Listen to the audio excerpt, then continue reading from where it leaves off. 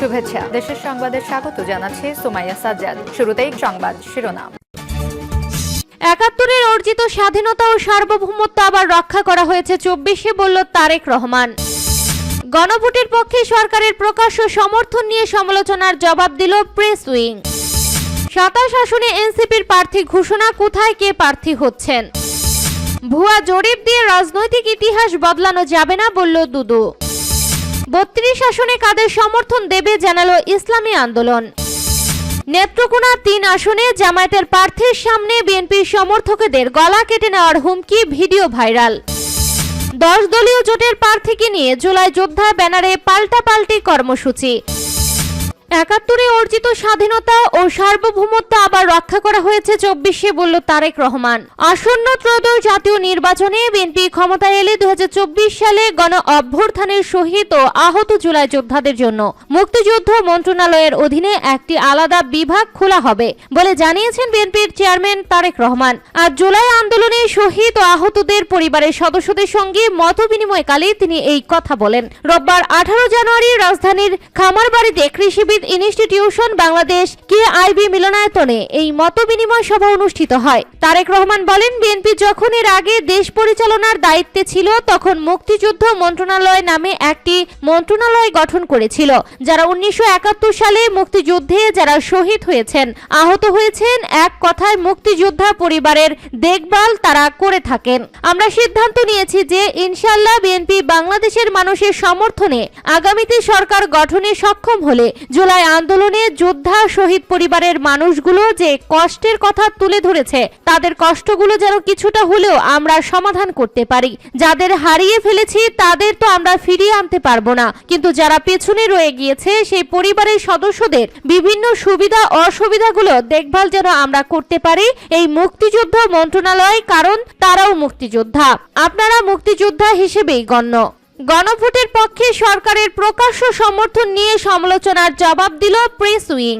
জুলাই জাতীয় সনদ ২০২৫ বাস্তবায়নের উপর আসন্ন গণভোট হ্যাঁ ভোটের পক্ষে অন্তর্বর্তী সরকার ও প্রধান উপদেষ্টা মোহাম্মদ ইউনূসের প্রকাশ্য সমর্থন গণতান্ত্রিক আদর্শের সঙ্গে সামঞ্জস্যপূর্ণ বলে মন্তব্য করেছেন প্রধান উপদেষ্টার কার্যালয়। রোববার ১৮ জানুয়ারি প্রধান উপদেষ্টা প্রেস উইং এক বিবৃতিতে এই তথ্য জানায়। বিবৃতিতে বলা হয়, প্রাতিষ্ঠানিক সংস্কার বিষয়ে জুলাই জাতীয় সনদ ২০২৫ বাস্তবায়নের উপর আসন্ন গণভোটে হ্যাঁ ভোটের পক্ষে অন্তর্বর্তীকালীন সরকার ও প্রধান উপদেষ্টা ডক্টর মোহাম্মদ ইউনূসের প্রকাশ্য সমর্থন একটি অন্তর্বর্তী প্রশাসনের নিরপেক্ষতার সঙ্গে অসামঞ্জস্যপূর্ণ হতে পারে।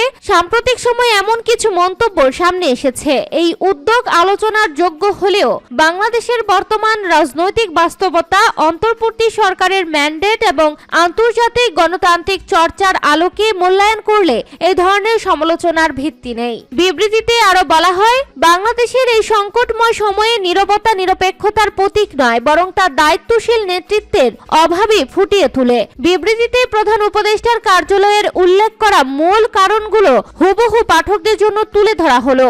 এক, অন্তর্বর্তীকালীন সরকারের ম্যান্ডেট সংস্কার আনুষ্ঠানিকতা নয়। বাংলাদেশের অন্তর্বর্তীকালীন সরকার শুধু দৈনন্দিন রাষ্ট্র পরিচালনা বা নিরপেক্ষ নির্বাচন তত্ত্বাবধানের জন্য গঠিত হয়নি। এটি দীর্ঘদিনের অপশাসনের ফলে সৃষ্ট শাসনতান্ত্রিক সংকট, জন আকাঙ্ক্ষা এবং প্রাতিষ্ঠানিক চরম দুর্বলতার প্রেক্ষাপটে সৃষ্ট গণ অভ্যুত্থানের মধ্য দিয়ে গঠিত সরকার।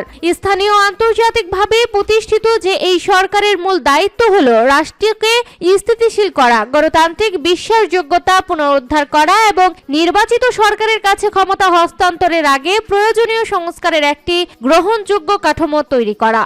২৭ আসনে এনসিপির প্রার্থী ঘোষণা, কোথায় কে প্রার্থী হচ্ছেন। জামায়াতে ইসলামী নেতৃত্বাধীন ১০ দলীয় নির্বাচনী ঐক্য থাকা জাতীয় নাগরিক পার্টি এনসিপি সমঝোতায় পাওয়া ৩০টি আসনের মধ্যে ২৭টিতে প্রার্থী ঘোষণা করেছে। বাকি ৩টি আসনে শীঘ্রই প্রার্থী চূড়ান্ত করা হবে বলে দলটি জানিয়েছে। রোববার এনসিপির ভেরিফাইড ফেসবুক পেজে ২৭টি আসনে এনসিপির প্রার্থীদের নাম ও ছবি সংবলিত পোস্টার পোস্ট করা হয়েছে। সেখানে ওই প্রার্থীদের পক্ষে শাপলাকলি প্রতীকে ভোট চেয়েছে দলটি। চূড়ান্ত হওয়া এনসিপির প্রার্থীদের মধ্যে ঢাকা 11 আসনে দলের আহ্বায়ক নাহিদ ইসলাম, রংপুর 4 আসনে সদস্য সচিব আক্তার হোসেন, কুমিল্লা 4 আসনে দক্ষিণ অঞ্চলের মুখ্য সংগঠক হাসনাত আব্দুল্লাহ, পঞ্চগড় 1 আসনে উত্তর অঞ্চলের মুখ্য সংগঠক সার্জিস আলম, ঢাকা 8 আসনে মুখ্য সমন্বয়ক নাসির উদ্দিন পাটোয়ারি ও নোয়াখালী 6 আসনে দলের জ্যেষ্ঠ যুগ্ম মুখ্য সমন্বয়ক আব্দুল হান্নান মাউসুদ নির্বাচন করবেন। ঢাকা 18 আসনে আরিফুল ইসলাম আবিদ, লক্ষ্মীপুর 1 আসনে মাহবুব আলম, সিরাজগঞ্জ 6 আসনে এম এ সাহেব মুস্তাফিজ, নরসিংদী 2 আসনে সারোয়ার তুষার, নারায়ণগঞ্জ 4 আসনে আব্দুল্লাহ আল আমিন, পার্বত্য বান্দরবান আসনে এস এম সুজাউদ্দিন, ব্রাহ্মণবাড়িয়া 2 আসনে মাওলানা আশরাফ মাহাদি, চট্টগ্রাম 8 আসনে জুবাইরুল হাসান আরিফ ও ব্রাহ্মণবাড়িয়া 3 আসনে মোহাম্মদ আতাউল্লাহ এনসিপির প্রার্থী হিসেবে নির্বাচনে প্রতিদ্বন্দ্বিতা করবেন। এদিকে দিনাজপুর 5 সংসদীয় আসনে মোহাম্মদ আব্দুল আহাদ, নোয়াখালী 2 আসনে সুলতান মোহাম্মদ জাকারিয়া, ঢাকা 19 আসনে দিলশানা পারুল, ঢাকা 20 আসনে নাবিলা তাসনিদ, কুড়িগ্রাম 2 আসনে আতিক মুজাহিদ, ময়মনসিংহ 11 আসনে জাহিদুল ইসলাম, টাঙ্গাইল 3 আসনে সাইফুল্লাহ হায়দার, ঢাকা 9 আসনে জাবেদ রশিদ, গাজীপুর 2 আসনে আলী নাসের খান, মুন্সিগঞ্জ 2 আসনে মাজিদুল ইসলাম, পিরোজপুর 3 আসনে শামীম হামিদি এবং নাটোর 3 আসনে এস এম জার্সিস কাদের শাপলাকুলি প্রতীকে লড়বেন। ভুয়া জরিপ দিয়ে রাজনৈতিক ইতিহাস বদলানো যাবে না বলল দুদু। ভুয়া জরিপ আর উদ্দেশ্য প্রণোদিত মিথ্যা প্রচারণা দিয়ে বাংলাদেশের রাজনৈতিক ইতিহাস বদলানো যাবে না বলে মন্তব্য করেছেন বিএনপির ভাইস চেয়ারম্যান শামসুজ্জামান দুদু। শামসুজ্জামান দুদু বলেন, বাংলাদেশ এখন একটি গুরুত্বপূর্ণ ক্লান্তিকাল অতিক্রম করছে। আগামী 1-2 দিনের মধ্যেই আনুষ্ঠানিক নির্বাচনী প্রচারণা শুরু হবে। হাতে সময় খুব কম, মাত্র 3 সপ্তাহের প্রচারণাতেই নির্ধারিত হবে দেশ কোন পথে যাবে। 2024 সালে গণ অভ্যুত্থানের চেতনা ধারণ করেই বাংলাদেশ সামনের দিকে এগোবে, আর সেই পথ হবে গণতন্ত্র ও স্বাধীনতার পথ। কোনো অবস্থাতেই সাম্প্রদায়িকতা, সন্ত্রাস বা ষড়যন্ত্রের রাজনীতির জায়গা হবে না। তিনি বলেন, গত 1.5 বছরে বেশি সময় ধরে সারা দেশে একটি পরিকল্পিত বক্তব্য ছড়ানো হয়েছে যে একটি দল এবার রাষ্ট্র ক্ষমতায় যাবে, যা তারা প্রায় 100 বছরও অর্জন করতে পারেনি। এই ধারণা প্রতিষ্ঠার জন্য এখন ভুয়া জরিপ প্রকাশ করা হচ্ছে। এসব জরিপ বিএনপির সঙ্গে ওই দলকে প্রায় সমান অবস্থানে দেখানোর চেষ্টা করা হচ্ছে, যা বাস্তবতার সঙ্গে কোনোভাবেই মেলে না। 4টি প্রতিষ্ঠানের জরিপের প্রসঙ্গ তুলে তিনি আরো বলেন, ওই জরিপে দাবি করা হয়েছে বিএনপি ও একটি দলের মধ্যে তীব্র প্রতিদ্বন্দ্বিতা হবে, কারণ তারা আন্দোলন করেছে ও রাজপথে ছিল। যে যুক্তিতে বলা হচ্ছে তাদের ভোট 3% থেকে 40% গেছে, অর্থাৎ আগের 3টি আসন পেলে এবার 40টি আসন পাবে। তাহলে কি বিএনপি ঘরে বসে ছিল? বিএনপির নেতৃত্ব 17 বছর নির্যাতন সহ্য করেছে। তারেক রহমানকে 17 বছর প্রবাসে থাকতে হয়েছে। অসংখ্য নেতাকর্মী গুম ও কারাবরণের শিকার হয়েছে। এই বিএনপির নেতা বলেন, যদি বিএনপি ভোট সত্যি 40 থেকে 50% বেড়ে থাকে, তাহলে আসন সংখ্যা তো দ্বিগুণ হয়ে 400 ছাড়িয়ে যাওয়ার কথা। এই হিসাবে প্রমাণ করে জরিপগুলো উদ্দেশ্য প্রণোদিত। 32 আসনে কাদের সমর্থন দেবে জানালো ইসলামী আন্দোলন। 268 আসনে একক প্রার্থী দিয়েছে ইসলামী আন্দোলন। বাকি 32 আসনে তাদের কোনো প্রার্থী নেই। ফাঁকা আসনে ফেসিবাদ বিরোধী সৎ দক্ষ প্রার্থীকে সমর্থন দেবে দলটি। রোববার এই তথ্য জানান ইসলামী আন্দোলনের যুগ্ম মহাসচিব ও দলীয় মুখপাত্র মাওলানা গাজী আতাউর রহমান। এক বিবৃতিতে তিনি বলেন, রাজনীতির নানা সমীকরণ আদর্শের বহুমাত্রিক বোঝাপড়ায় ইসলামী আন্দোলন বাংলাদেশ 268 আসনে একক প্রার্থী করার সিদ্ধান্ত নিয়েছে। বিষয়টি ইতিমধ্যেই প্রেস ব্রিফিং এর মাধ্যমে জাতির সামনে তুলে ধরা হয়েছে। বাকি 32 আসনের ব্যাপারে আমাদের সিদ্ধান্ত হলো, ফেসিবাদ বিরোধী শক্তি সমূহের মধ্যে আসন ভিত্তিক সৎ, যোগ্য ও জনতার প্রতি দায়বদ্ধ প্রার্থীকে সমর্থন দেওয়া হবে। 20 জানুয়ারির পরে প্রচারণা শুরু হলে আলাপ আলোচনার মাধ্যমে হাত পাখা যেসব আসনে থাকবে না, সেই 32 আসনের সমর্থন ঘোষণা করা হবে।